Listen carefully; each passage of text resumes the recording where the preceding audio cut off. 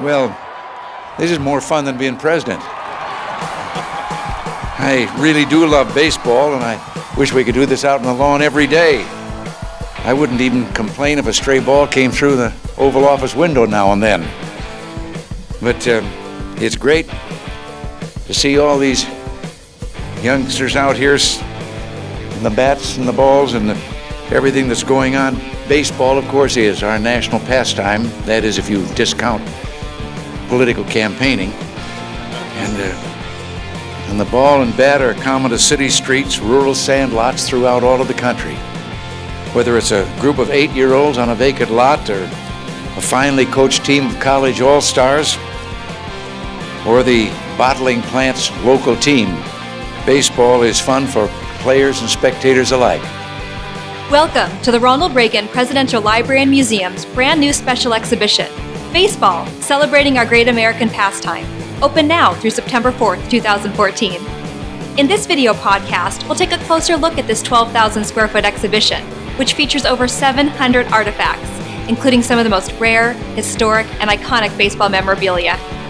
This extraordinary exhibition celebrates our great American pastime by showcasing the glory days of baseball, from the first balls, bats, gloves, and uniforms ever used, to bringing together the most iconic pieces of baseball history, such as Joe DiMaggio's record-setting ball that drove his 56-game hitting streak, and Babe Ruth's 1939 uniform from when he coached the Brooklyn Dodgers, as well as his bat, traveling trunk, and fur coat. Speaking of the Brooklyn Dodgers, there's an entire gallery dedicated to the history of the Dodgers, from Brooklyn to Los Angeles. Well, we happen to be standing in front of my collection of Dodger uniforms, and people always ask me, why do I collect Dodger stuff? And I have to go through my whole childhood, which begins in the Bronx, which is an odd thing to collect Dodger stuff because I grew up near Yankee Stadium and was a diehard Yankee fan. But what most people don't realize is that there was a golden age of baseball from 1947 to 1957, where this tremendous rivalry grew up between the Yankees and the Dodgers. I think they played in 6 World Series against each other during that time period.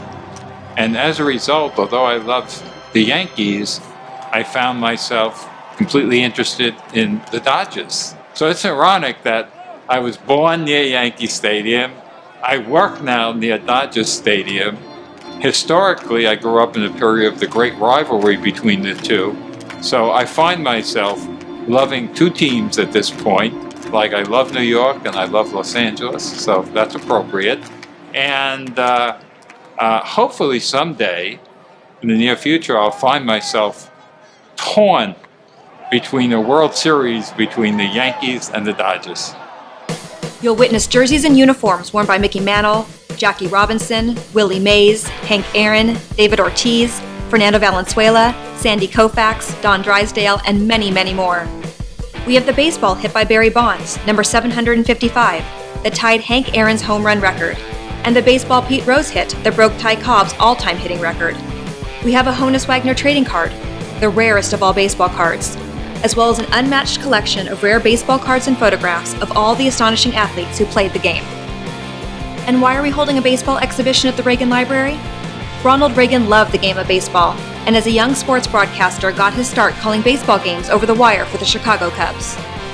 As an actor, Ronald Reagan played the lead in a 1952 movie, portraying the troubled baseball superstar Grover Cleveland Alexander in the winning team.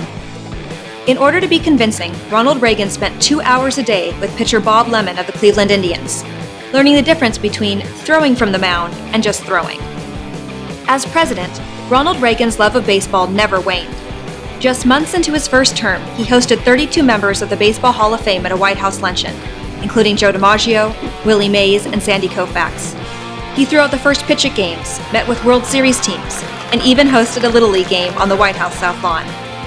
Many of the gifts he received while in office from ball players and their teams can be found within our exhibition. Looking for more behind-the-scenes information on this exhibit?